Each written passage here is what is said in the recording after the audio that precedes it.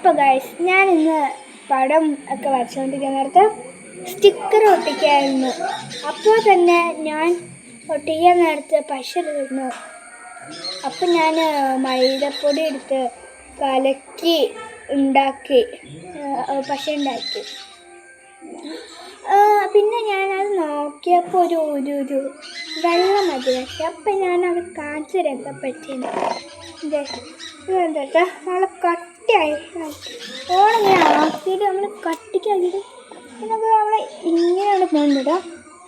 അപ്പോഴാണ് എൻ്റെ അമ്മ പറഞ്ഞത് ഇത് കോൺഫ്ലവറാണ്. അപ്പോഴാണ് ഞാൻ സെമിനീറിൻ്റെ അടുത്ത് വെച്ചപ്പോൾ പറഞ്ഞു ഇത് ഊബ്ലക്ക്. അപ്പോൾ നിങ്ങളൊക്കെ ഒന്ന് ട്രൈ ചെയ്ത് നോക്കട്ടെ, നല്ലൊരു ഇതാണ്.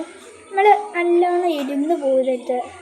ഇതെങ്ങനെയാണെന്ന് വെച്ചാൽ ആദ്യം ഇഞ്ചി കോൺഫ്ലവർ എടുത്തിട്ട് അതൊടിച്ച് വെള്ളം ഒഴിക്കുക. വേണമെങ്കിൽ നിങ്ങൾക്ക് കളർ മിക്സ് ചെയ്യാൻ ഞാൻ ചെയ്തിട്ടുണ്ട്.